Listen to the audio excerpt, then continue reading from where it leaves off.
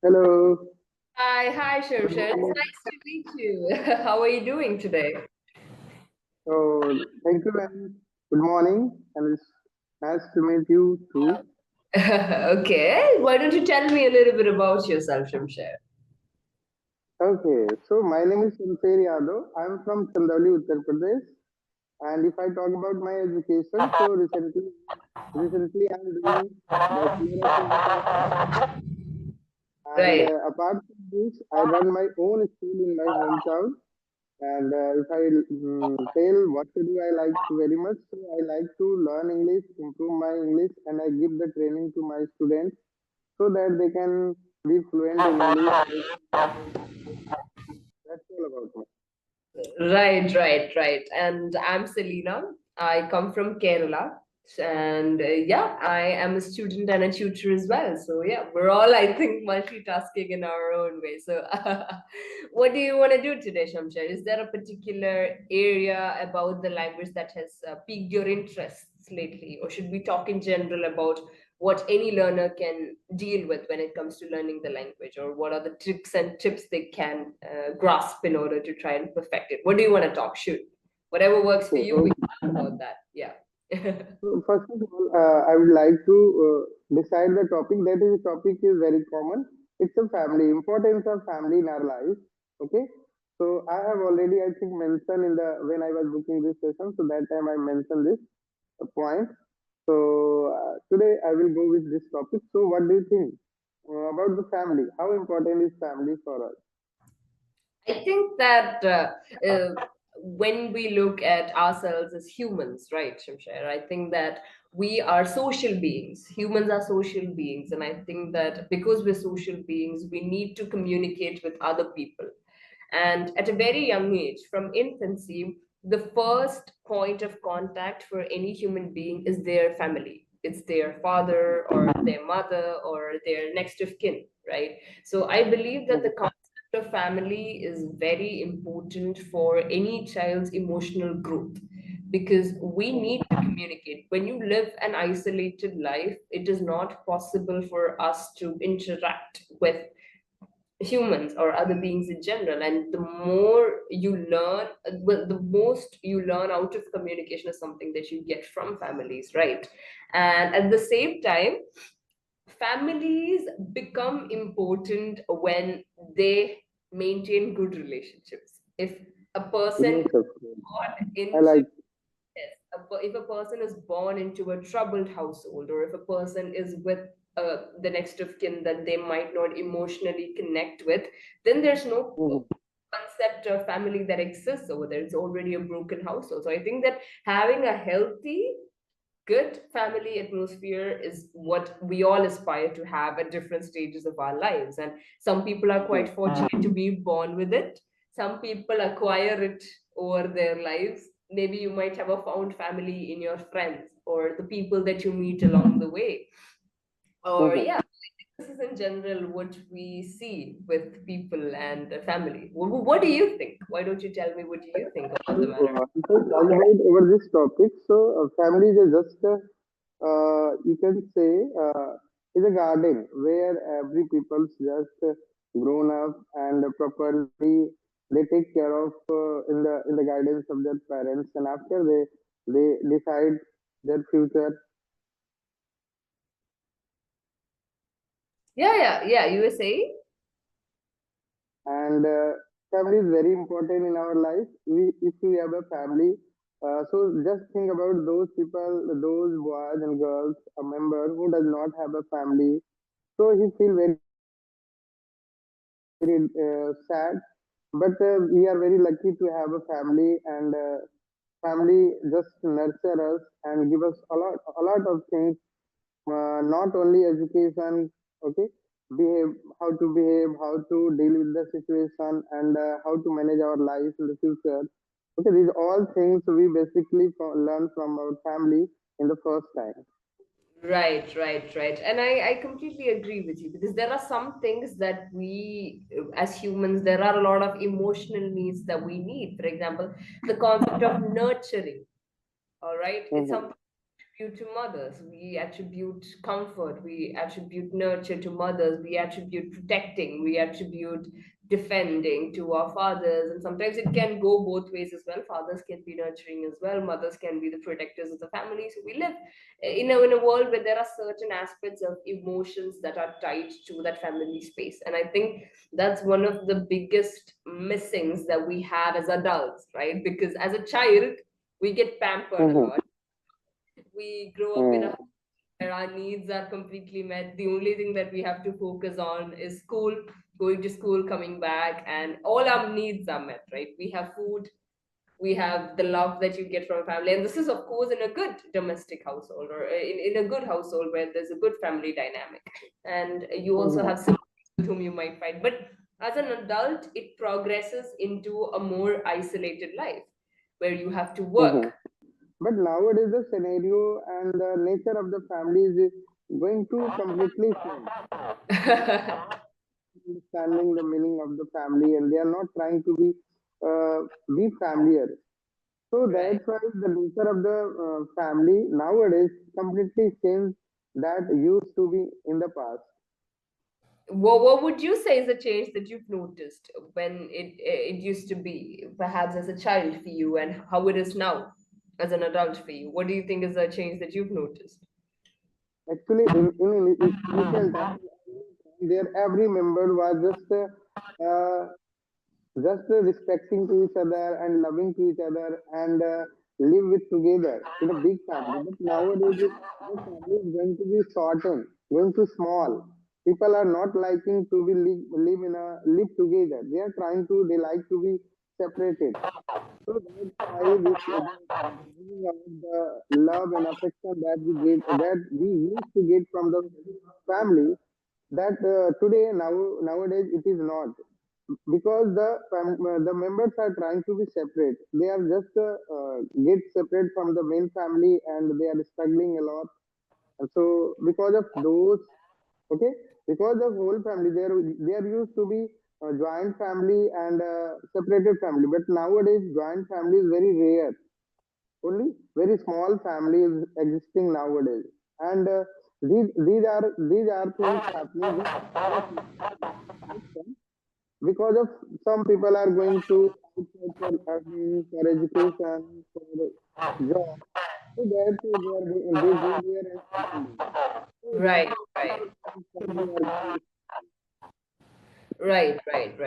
And I think that perhaps one of the reasons why we have nuclear families a lot more than joint families today is because the situation has changed, right, Chimsha? We do Mhm. not live in a world where uh, the entire or for example, if I were to pick a family and a joint family, earlier days, the whole family Mhm. worked in the single particular business, right? They would all contribute to the same business. But we do not work like that in today's world. Everybody has their own lives. They are all diversifying into fields that they like. So I think that both has their own pros and cons. I feel like those days we didn't have a lot of technological aspects or attributes to keep ourselves distracted. Now we have films. We have, if I'm feeling bored, I can just turn on Netflix and watch a new movie, right? But those Yes. days, I feel like perhaps the generations that preceded us, or perhaps if I were to look at our parents and your parents as well, my parents and their generation, say 30 to 40 years ago, they did not have a lot of technological influence in their lives. So they had to step out, they had to go to their neighbors' houses, and they had to play and have fun with the people of their age. So I think that the Yes. dynamic has shifted due to a lot of reasons. But I think that rather than going back to how things were, I think it's better to evolve into something where we can still maintain good connections with people all over the world and people all Mhm. around us, and try and be as social as possible while having our own personal space. I think that is the best way to bring in that hybridity, or bring in that essence of the best parts of a joint family, and bringing that into what we see today. So would you agree to that? Do you think that that is perhaps something that's feasible in today's world? That's and let me to be little bit personal. From which types of family do you belong? From a small Oh, I family mean, or a joint family? I think both has their own pros and cons attributed to it. Like you said, I think that with the joint family, you have a lot of people to talk to, a lot of people to communicate with. And with joint families, you have, if you have cousins or if you have siblings that are of your same age, you already have a lot of people to have fun with and to learn and grow together. But at the same time, if you are somebody who do not prefer socializing a lot, or if you're somebody who likes their own personal space, maybe being in a joint family can be overwhelming for you, right? A person like that prefers that isolation or prefers to have their own personal space within. So I think that in those cases, and I feel like in joint family, autonomy is something that you don't get. While it's beautiful, you get a lot of people to interact with, you get a lot of people to communicate with. At the same time too, I feel like when it comes to individual freedom, joint family can be quite restrictive in that regard, right? And I think that is one of the things that a nuclear family has a lot more in comparison, as long as parents do not end up being a little too overbearing when it comes to their children's lives. Yeah, but I think both has their own pros and cons. If I were to talk about today's world in general, I think that going back to a joint family setup is almost impossible, because we live in a world where everybody has their own. Won't you agree? Like a whole family, they diversify, they expand, they go to other places.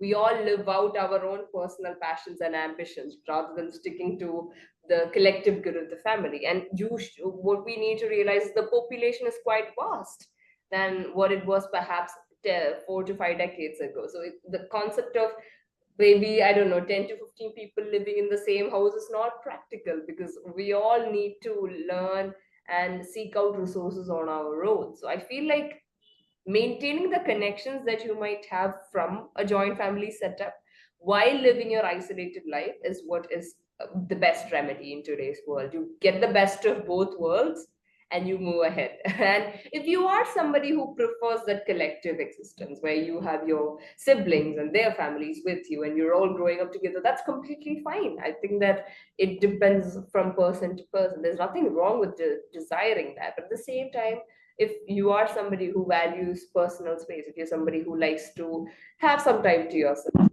be with, you get the whole idea of, self care, and I'm making time for myself. So all of these things, if it's something that you like, then you can definitely prefer an isolated life as well. That's completely fine. What do you think? Mm. You Yes, tell. yes, of course. I agree with your all points. And when sometimes it's become very difficult to take decision if you are living in a joint family.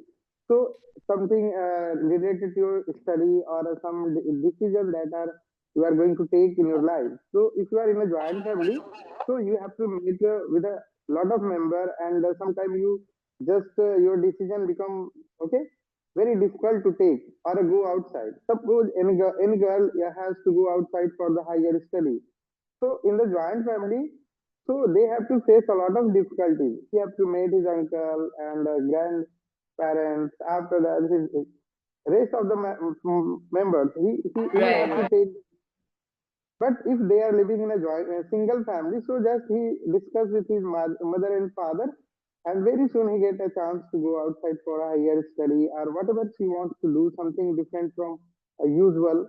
Okay, normally the girls that do generally at their age.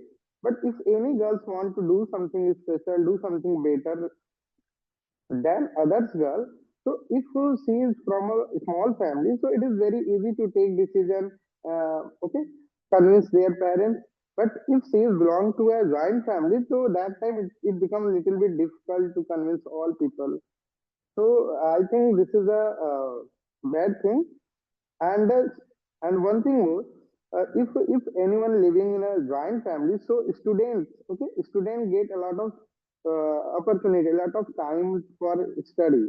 But those students are those boys and girls who are in a small family. So most of the time they are helping their parents, and most of the time they have their parents need help of their sons and daughter. But if in the joint family, student always free. They have a lot of time for study, tuition, playing. So these are the some good things about joint family.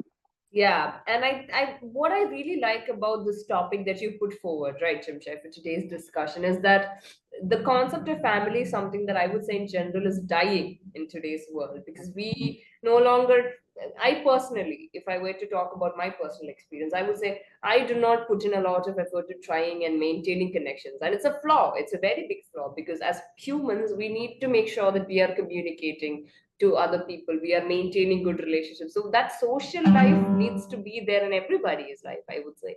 But I would say that if you are somebody who likes connecting with new people, if you're somebody who likes to explore new relationships with people or new friends, or if you like having a lot of people in your lives, then take the best of both worlds. Have the best of what a collective existence that you get from a joint family can have. At the same time, value your independence, value your freedom, and yeah, make time for yourselves at the end of the day instead of prioritizing other people's needs before you. So it should be a balance between the both, I would say. And it's really nice that you brought this topic up for discussion because this is something that we can all relate to, the changing dynamics of family that you experience as a child and as an adult, right? That whole transition. It's something we can all talk about. So thank you so much for that. And I think it brought back a lot of memories from my childhood as well while we were speaking, because I remember having a lot of fun with my cousins as a kid. But we don't get that now because we're all adults, we're all living in our own space. So, yeah, it's really beautiful. And it's really kind of you to bring in that topic for conversation. So, thank you so much for that. And I think we shared a lot of good insights as well, right? Yeah. Yeah, so yeah, hopefully we'll see each other again soon. And yeah, thank you for bearing with my fever and cough in between. So yeah, Thank you. Thank you. And thank you so much. I enjoyed this session very much. Thank you once yeah, again. yeah, I did as well. So thank you for that, Shamshar. Hopefully we'll see each other again soon. Yeah, bye bye.